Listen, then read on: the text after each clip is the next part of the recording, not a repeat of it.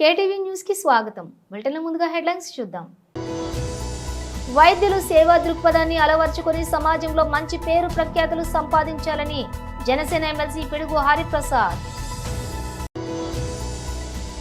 రాష్ట్ర అధ్యక్షులు పల్లా శ్రీనివాసరావుని కలిసిన అనంతరం పల్లాతో కలిసి ఆయన కాసేపు మీడియాతో ముచ్చటించారు.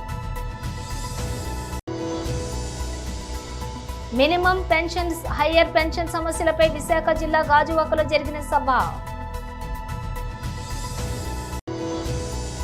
విశాఖపట్నం నగరంలోని రాజకీయ సమీకరణలు రోజుకో మలుపు తిరుగుతున్నాయి.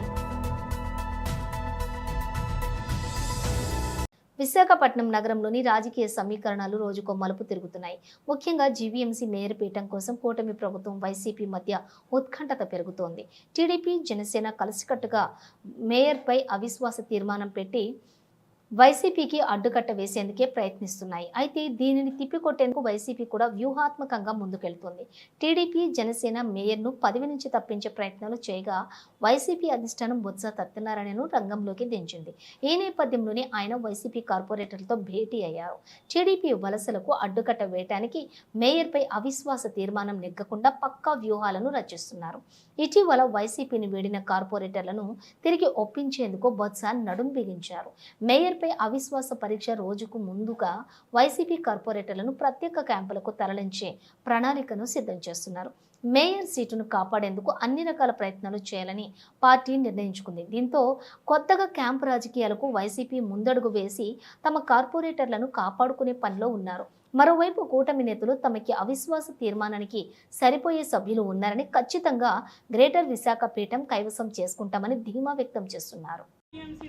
అవన్నీ చేసిన తర్వాత బడ్జెట్ ప్రవేశపెట్టాలి. ఇప్పుడు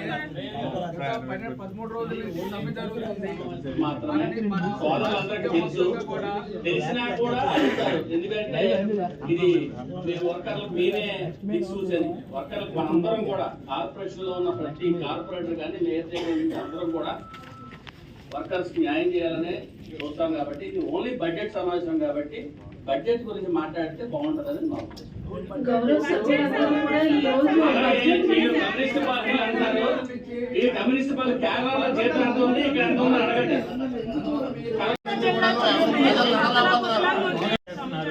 కనుక ప్రజలందరూ కూడా చాలా ఇబ్బంది పడుతున్నారు. 5,500 మంది ఈ రోజు అవుట్ సోర్సింగ్ వాళ్ళు, పారిశుద్ధ్య కార్మికులు మన జీవీఎంసీలో ఉన్నారు. గౌరవ మేయర్ గా మీరు కూడా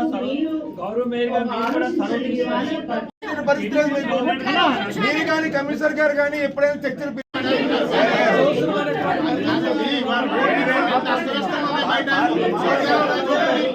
పారిశుద్ధ్య కార్మికుల గురించి మీరు కానీ కమిషనర్ గారి గురించి కానీ కనీసం ఒకసారి చర్చ జరిపారా? మీరు కార్మికులతోనే ఎప్పుడు చర్చ జరిపారా? ఒక్కసారి ప్రయత్నం చేశారా అసెంబ్లీ చేయడానికి? మీరు కానీ కమిషనర్ కానీ చర్చలు జరిపి కనీసం వాళ్ళ సభ్యులు వెలుగు చేశారా? అన్ని రోజులుగా సభ చేస్తుంటే కనీసం చర్చలు జరపలేదు. వాళ్ళ సమస్యలను తెలుసుకుని ప్రయత్నం చేయలేదు.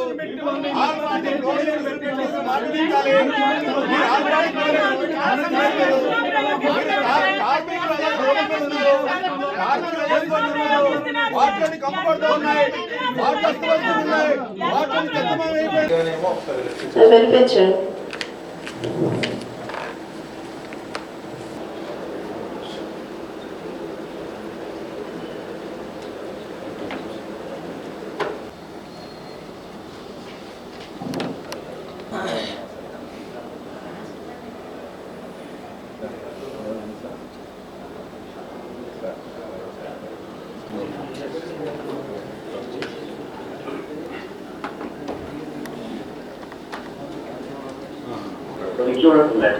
తప్పకుండా సార్, తప్పకుండా మీకు ఒకసారి లాస్ట్ 1 month బ్యాక్ కూడా కావాల్సిన షాప్లు అన్ని కట్టించారు. మాకు రోడ్ నెంబర్ 9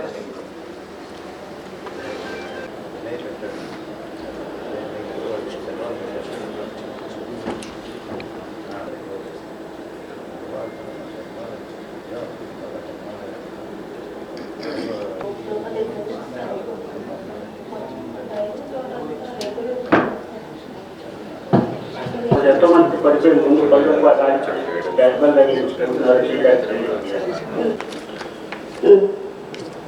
అసలు ఏంటైందో ఒకసారి నేను కూడా కనుక్కుంటాను. ఓకే ఓకే అది ఒకసారి నేను ఆఫీసర్స్తో కనుక్కొని ఎందుకు ఏమైంది అన్నది తెలుసుకున్న తర్వాత 2 daysలో అది ఏంటన్నది మేము చేస్తాము. ఆల్రెడీ మీ నెంబర్ ఉంది కదా, మీ నెంబర్కి కాల్ చేస్తాను. CMHO గారు ఒకసారి అది చూడండి. 2019 నుంచి పెండింగ్ అంటున్నారు.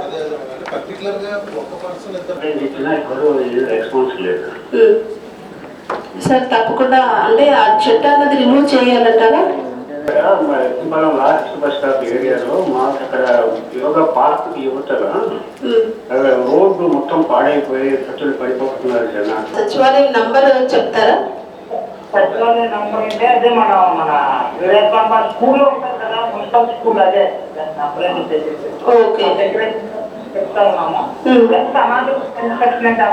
కావాల్సిన ఇక డీటెయిల్స్ చూస్తే వైద్యులు సేవా దృక్పథాన్ని అలవర్చుకొని సమాజంలో మంచి పేరు ప్రఖ్యాతలు సంపాదించాలని జనసేన ఎమ్మెల్సీ పిడుగు హరిప్రసాద్ అన్నారు. విశాఖ జిల్లా గాజువాక సమీపం 87వ వార్డు వడ్లపూడిలోని నూతనంగా ఏర్పాటు చేసిన నవోదయ దంత వైద్యశాలను ఆయన ప్రారంభించారు. ఈ సందర్భంగా మాట్లాడుతూ చాలా మంది దంత సమస్యలతోటి సతమతమవుతున్నారని, అటువంటి వారిలో తాను ఒకరినని తెలిపారు. వైద్య వృత్తిలో మరో కోణమే సమాజ సేవ అని అన్నారు. నెలకోసారి ఒక్కో ప్రాంతంలో ఉచిత వైద్య శిబిరాలు నిర్వహించి పేదలకు తోడ్పాటును అందించాలని కోరారు. ఈ కార్యక్రమంలోని డాక్టర్ ఉప్పలపాటి వివి సత్యనారాయణ, జనసేన పిఎస్సి సభ్యుడు కోన తాతారావు, కార్పొరేటర్లు బోండా జగన్, దల్లి గోవింద్ రెడ్డి, గంధం వెంకట్రావు, కరణం కనకారావు, తిప్పల రమణారెడ్డి, విఎస్కే చక్రవర్తి, తోట సత్యనారాయణ తదితరులు పాల్గొన్నారు.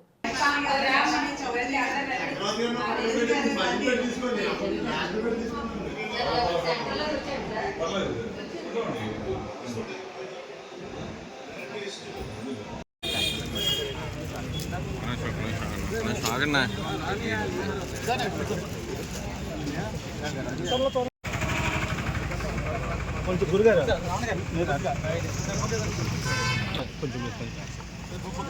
ఆగండి, ఒక నిమిషం కొంచెం అలా అలా బయట వెళ్ళండి.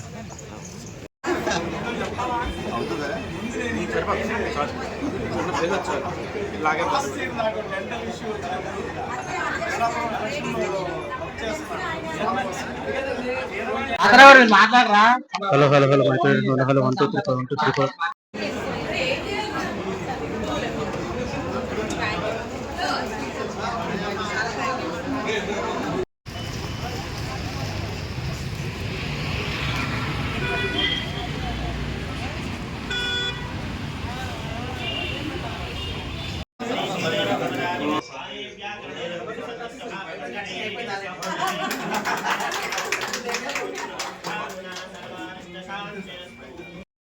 ఎలా చేస్తారో మాకు కూడా ఇచ్చారు. నేను అప్పుడే బెస్ట్ డాక్టర్ అయినా చాలా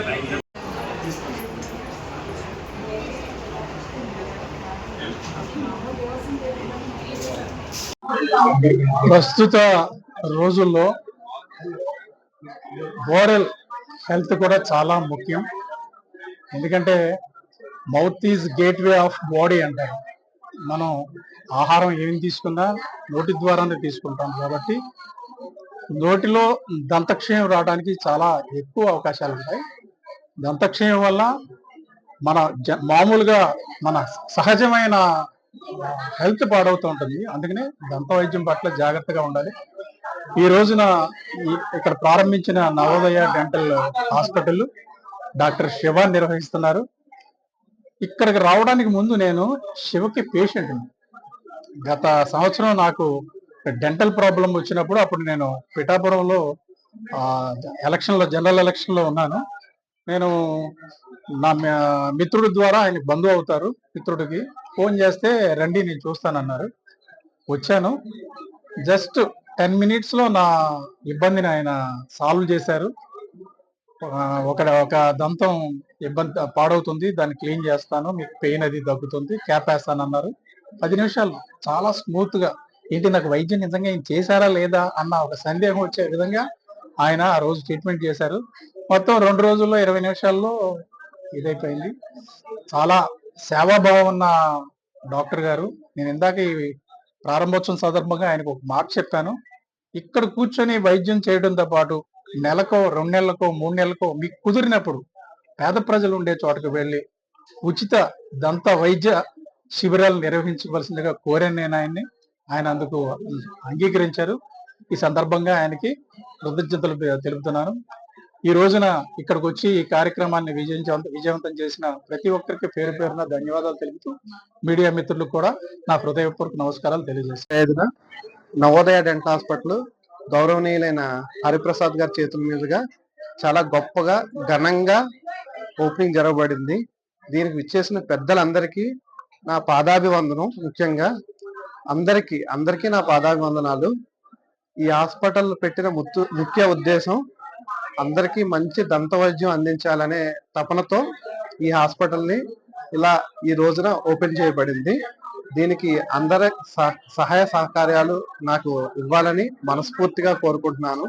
నా వంతు సహాయంగా అందరికీ మంచి వైద్యం అందిస్తాను. దంత వైద్యం, ముఖ్యంగా దంత వైద్యం అనేది నా చేయగలిగినంత మంచిగా చేసి ఇస్తాను. దీనికి పూర్తిగా సహాయం అందించిన జన సైనికులకి, పశువు మిత్రులకి మీడియా మిత్రులకి చెప్పలేనంత ఆనందంతో సెలవు తీసుకున్నాను. మహావిశాఖ నగర పాలక సంస్థలో ప్రస్తుతం ఉన్న పాలక పక్షాన్ని మార్చాలని ప్రజలు బలంగా కోరుకుంటున్నారని జనసేన ఎమ్మెల్సీ ప్రభుత్వ విప్ పిడుగు హరిప్రసాద్ అన్నారు. పాత గాజువాక తెదేపా కార్యాలయంలోని రాష్ట్ర అధ్యక్షులు పల్లా శ్రీనివాసరావుని కలిసిన అనంతరం పల్లాతో కలిసి ఆయన కాసేపు మీడియాతో ముచ్చటించారు.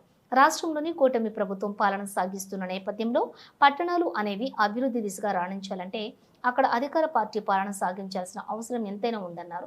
గ్రేటర్ విశాఖ మేయర్ పీఠం సాధన లక్ష్యంగా అడుగులు వేస్తున్నామన్నారు. పల్లా మాట్లాడుతూ కూటమితో ప్రయాణం చేయాలనే ఉద్దేశంతో వైసీపీలోని కార్పొరేటర్లు ముందుకు వస్తున్నారని, తామెవరిపైనా ఒత్తిడి తేవటం లేదన్నారు. గత 5 ఏళ్లలో విశాఖ నగరాన్ని నిర్లక్ష్యంగా వదిలేశారని ఆరోపించారు.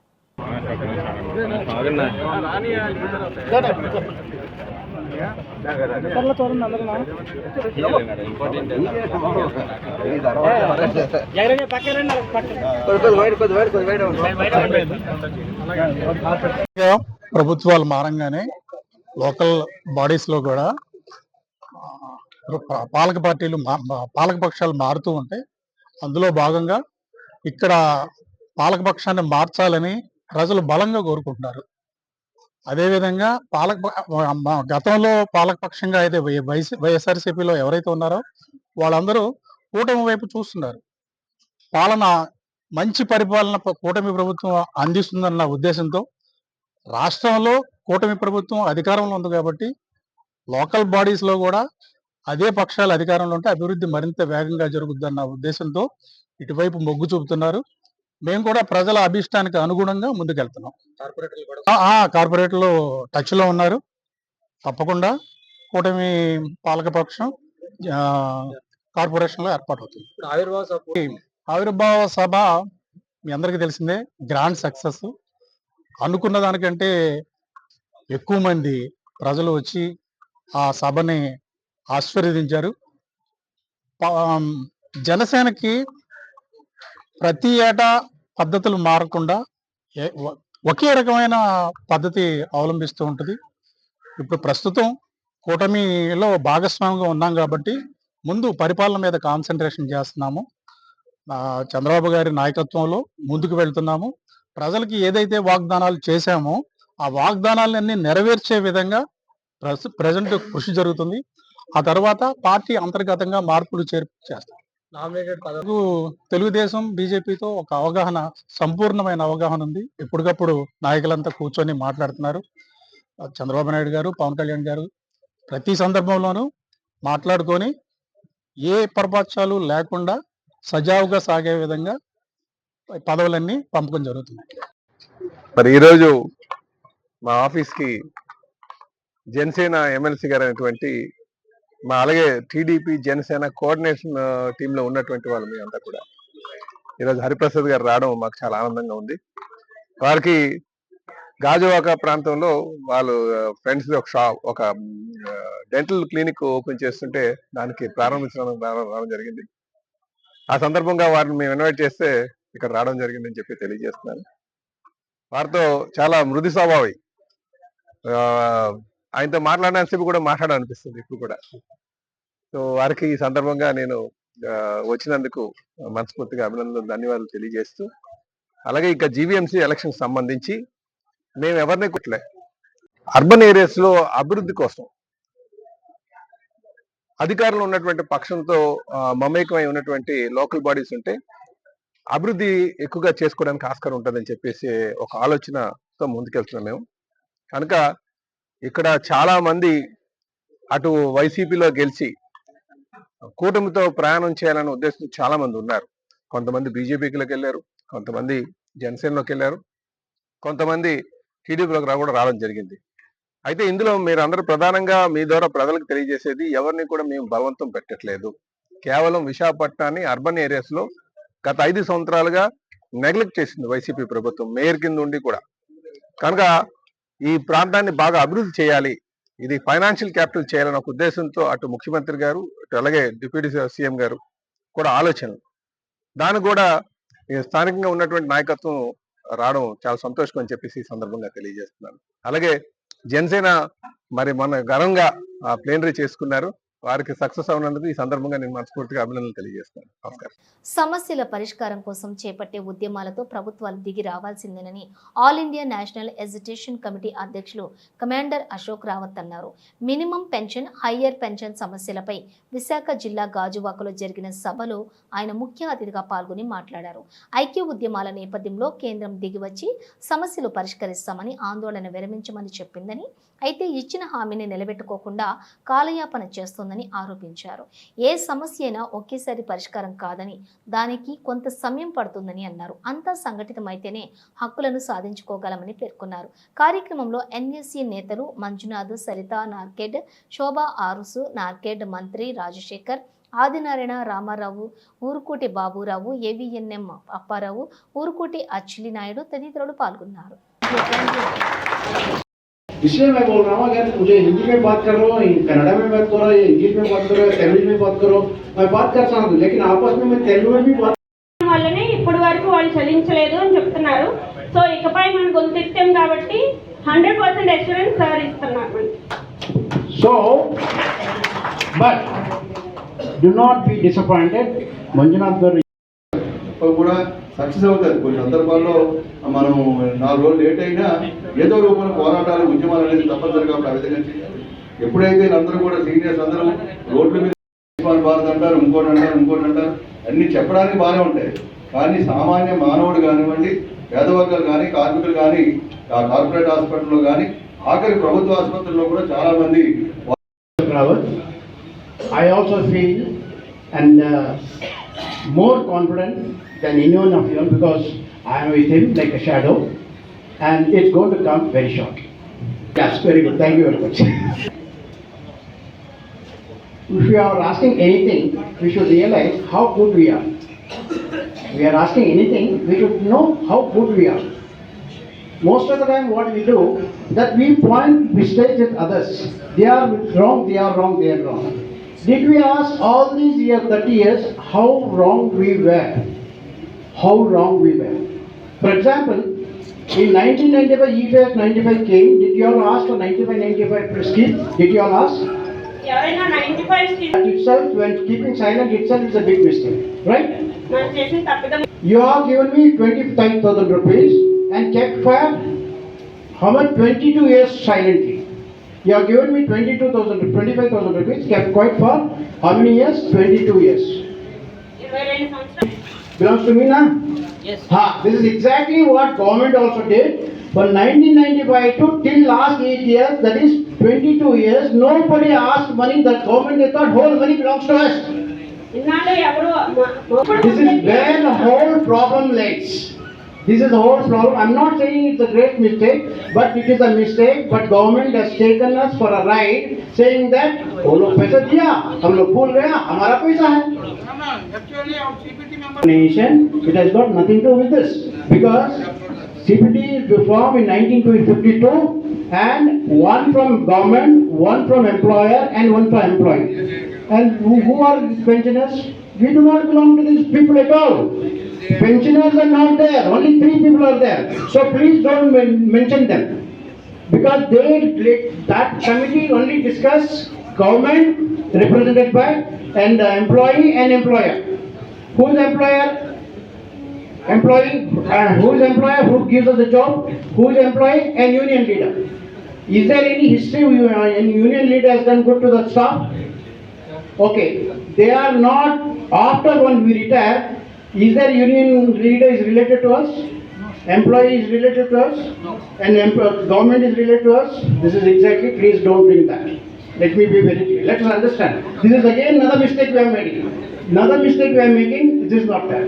So what government, my government, our government, this system which is of our country, हमारा देश हमको बोलता है कि भैया तुम और तुम्हारी बीवी, you and your wife 1000 रुपए में रहो, खुश रहो। क्या हमें मंजूर है? मंजूर है? मंजूर नहीं, इसलिए हमने लड़ाई शुरू की है। और ये लड़ाई सिर्फ वैजाग में, विशाखापट्टनम में या आंध्र प्रदेश में ही नहीं है, ये देश के हर राज्य में लड़ाई है, जिला स्तर पे है, तालुका स्तर पे, और सभी बूढ़े लोग मिलके लड़ रहे हैं, मिलके। हमारे में शक्ति नहीं है, आरोग्य नहीं है, पैसा नहीं है, उम्र नहीं है, लेकिन जज्बा है, फीलिंग्स है, हम जिंदा है, मरे नहीं है। और इतनी क्रूर व्यवस्था, इतनी कठोर व्यवस्था जो इस देश की है, उसके खिलाफ, व्यवस्था के खिलाफ मैं कोई सरकार, कोई पार्टी, कोई इसकी बात नहीं कर रहा हूं। ये क्रूर व्यवस्था के साथ हम लोग लड़ रहे हैं, जो गरीब है। ये प्रेरणा हमें कहां से आती है? ये प्रेरणा के लिए हमारे पास उदाहरण है। जिसकी सोने की लंका थी, उस रावण से एक वनवासी राम, जिसके पैर में चप्पल भी नहीं होगी, उसने वानरों की सेना बना के लड़ा है। बराबर है कि झूठ है? हम लोग वानर लड़े। अरे हम इंसान हैं, हम इंसान हैं, हम लड़ नहीं सकते क्या? बराबर है कि झूठ है? बोलो।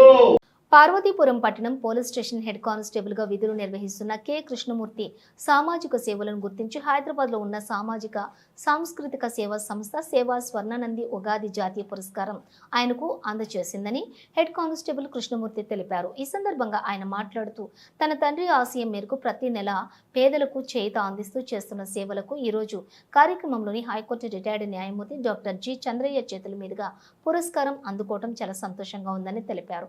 ఈ కార్యక్రమంలోని doctor ES Suryanarayana, S Suryateja, Subhrant, doctor G Mahendra Kumar Reddy, Mandali Krishnareddy, doctor Srimathi ASC Bharathi, Srimathi Nainadevi, P Umashankar Reddy, Pentapati Krishnadi Seshu, doctor K Yadaiah Goud, P Adireddy, doctor S Koteswararao పాల్గొన్నారు. శ్రీ కుక్క సత్యనారాయణ గారు వేదికపైకి ఇచ్చేశారు. వారు ఉచితాసనం పైన కూర్చుంటున్నాం. Most welcome sir. అలాగే శ్రీ దారపు వెంకట రామ్ ప్రసాద్ గారు, ఎంఏ ఆధ్యాత్మిక గురువులు వచ్చారండి. వచ్చినట్లయితే వేదికపైకి రావాల్సిందిగా కోరుతున్నాం. తర్వాత మా వద్దకు వస్తున్నారు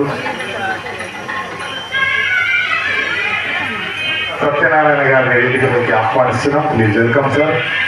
బ్యాచులర్ ఆఫ్ ఆర్ట్స్ లో డిగ్రీ పట్టా పుచ్చుకొని అటు కవిగా జాతీయ స్థాయి పురస్కారం 2025 గాను వారిని ఎంపిక చేయడం జరిగింది. వీరి అమ్మా నాన్నలు శ్రీమతి అండ్ శ్రీ రాములమ్మ సూరయ్య గారుల గారానందరాయుడు, శ్రీ కుక్క సత్యనారాయణ గారు వేదికపైకి ఇచ్చేశారు.